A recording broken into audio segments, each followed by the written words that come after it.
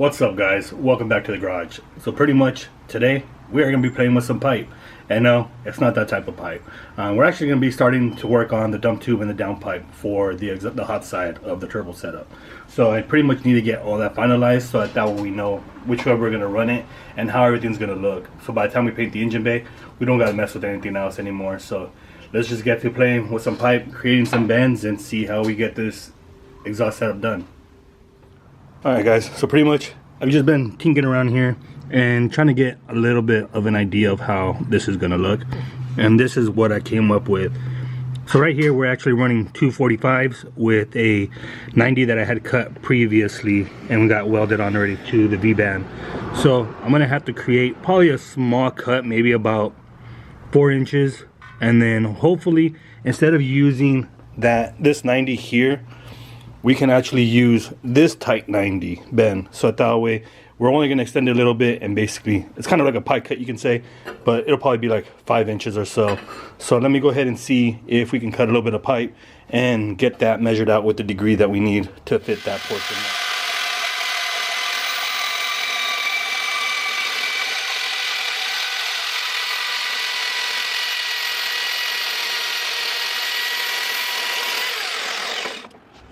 Alright guys, so pretty much as you guys seen, we ended up cutting that, I believe it's the 8-degree bend or cut on that last transition right there. This is basically just my test piece because we're still going to be using a different stainless steel, which is more of a polished one. But I'm going to end up running to Home Depot right now to be able to go buy a new belt for the bandsaw, because this one's actually cutting it very wobbly, and I don't want that. I don't want to have to chase it to make it straight and make it an actual 8-degree cut. So let's just go ahead and head to Home Depot so we can get back, cut that basically about maybe 2 inches, 3 inches, so we can adhere or basically adapt this last 45 or this last 90 actually, so I thought we could have a straight shot going back. And then also when we get back, we still probably going to finish it, but I might end up just throwing the V-band on the last piece over here on the 90 degree, because we still have to put this on, so I need to cut that straight to make sure that this flex pipe can basically run backwards, so we have a little bit of movement in the exhaust. Alright guys, so pretty much made our way to Home Depot. This was the old blade and it was pretty effed up, you can say. It's like pretty wobbly, and I think that was the main reason why it was basically walking on the piping. So we went to Home Depot, grabbed these Milwaukee ones. The length that I got before was a 35, and this is actually a 44 and 7/8 blade. So hopefully this works. That's what we measured out. We took it out of the box and we measured it to the older one, and basically it looks like it's going to fit. So let's go ahead and get that put onto the machine so we can continue working on the car.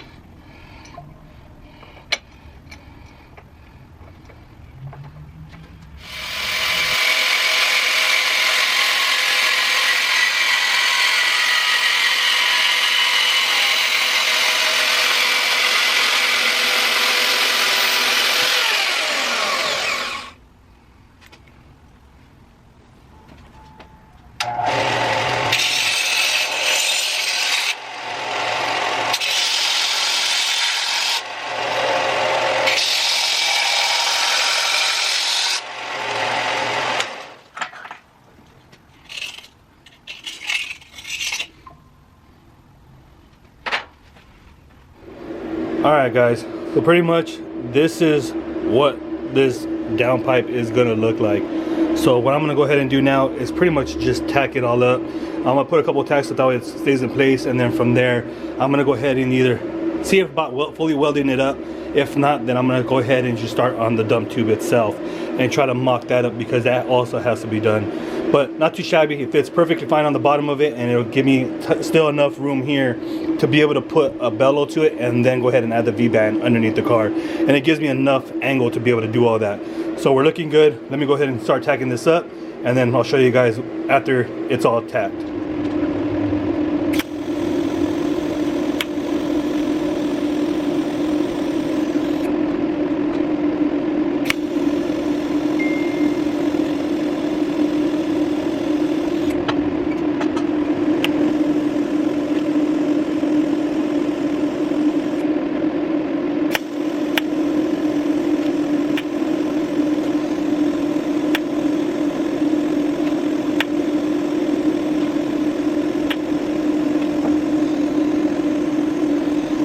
Alright guys, so pretty much as you guys just finished seeing me do, tacked up the downpipe, and now we're gonna have to create the dump tube.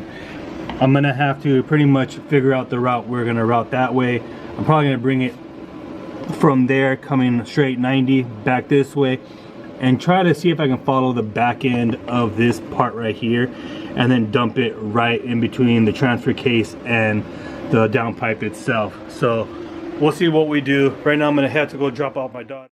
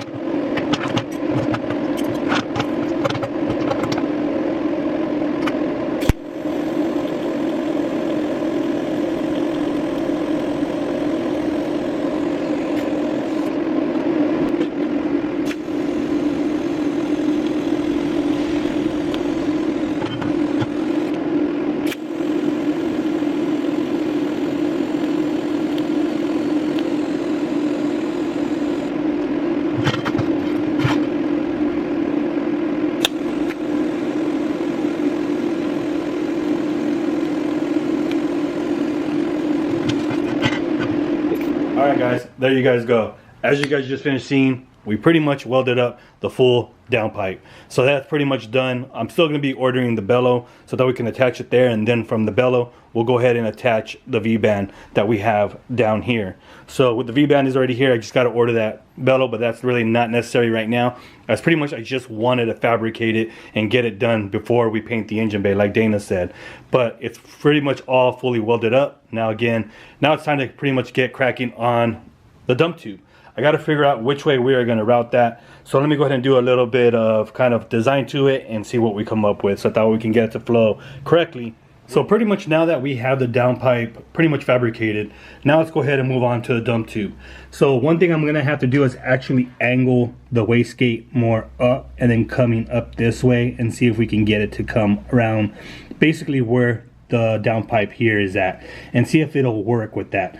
I should have honestly threw the T-bracket in there, but I didn't do that, but I think we should still have enough clearance either way we look at it. So let's go ahead and get to fabricating the new dump tube. So we're actually going to be using the 45 degree to start off with, and then from there we'll go ahead and add the rest of the material that we need since we have it right here. So that still needs to be cut, but I'm actually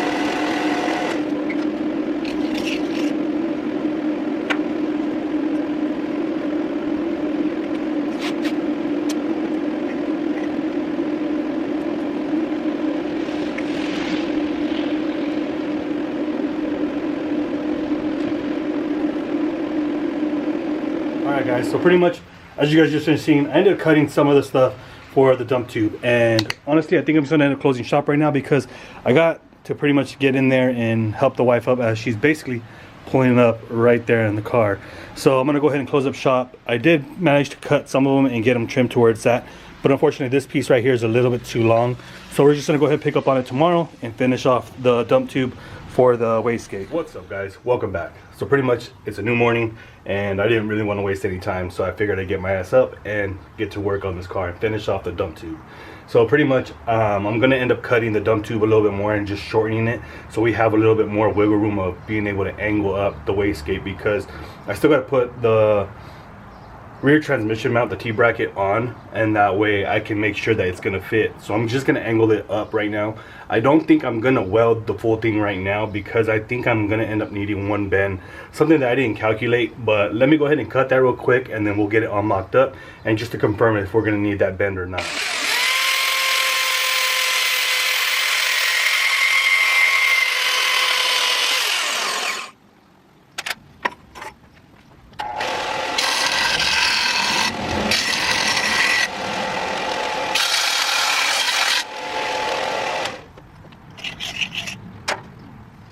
So as my suspicions kind of really was just thinking how it was going to work out, I am actually going to need that other bend.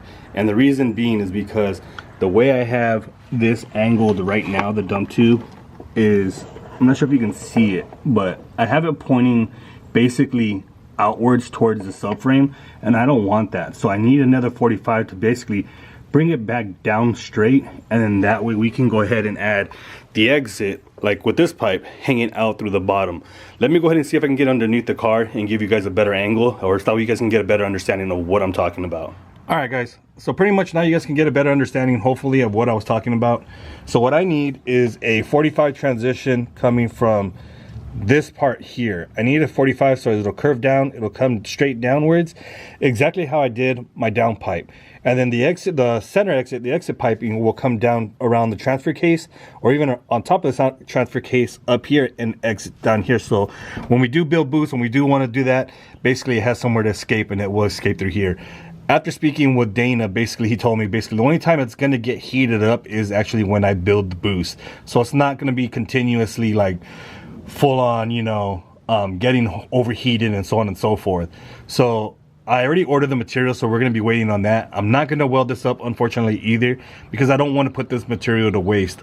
I already welded up the transition from the V-band clamp to the 45, and I think that's the only thing I'm going to do for it. So for right now, this is where we are going to end it for the exhaust system. So at the end of the day, guys, unfortunately, we have to end it here. I really wanted to try to finish all this up in this video so that we can continue keeping the ball rolling and that stuff would be done. But I'm just going to end up ordering the new transition so that way we can actually snake it around the right way. I'm going to leave it taped up the way it is now, because it kind of just gives me a general knowledge idea of what it's going to be, or where it needs to be routed at. And then also lets me start prepping the rest of the stuff that I need to do. So hopefully here in the next couple of videos, guys, we can get the new oil pump installed into the motor, along with prepping the engine bay for paint, getting a coat of paint on it, and then honestly start readdressing everything else in the engine bay and making sure that we are 100% ready to drop the engine back in, because we still need to go up to Brandon's house. We have shit up to pick up the standalone ECU now that we are going to be going with an AEM computer. So we're going to be using AEM for that, and then also I need to go up there for another reason, is also to get the LSD installed into the all-wheel drive transmission, so that we can have LSD in the front at least. Also, I still need to rebuild the rear differential, so that we can, I just not necessarily rebuild it, I just need to change out the fluid, make sure that all the discs are right, and make sure everything is still healthy in there, because I want to try to avoid any problems when it comes down to it. And if I can send some of that stuff off to get powder coated, that's what I'm going to do also, because I still need to do the same thing with the trailing arms. So pretty much we made progress. A little bit of progress is better than no progress at all, and that's exactly my goal for this car. Is now that I'm finished with welding school, now I can actually devote time to being able to come out here, push forward every single day, and not be lazy and not just have to worry about it. So now it gives me time to work on it instead of having to work on it for an hour and so on and so forth, then take my kids to school or take them to their dance school and everything else. Something I can avoid. So I guarantee you guys I'm gonna be out here every single day trying to put some work into this engine bay and this car, so that we can at least try to finish it by the goal. I'm not saying that it's going to happen, but at the end of the day, I am crossing my fingers to make sure that we can at least continue making progress and get farther along. So at the end of the day, guys, we'll catch you guys on the next one. If you guys like what you guys seen and you guys look forward to the future, please like and subscribe, and let me know what you guys look forward to in the car. So with that being said, guys, again, we'll catch you guys on the next one. Till next time, guys.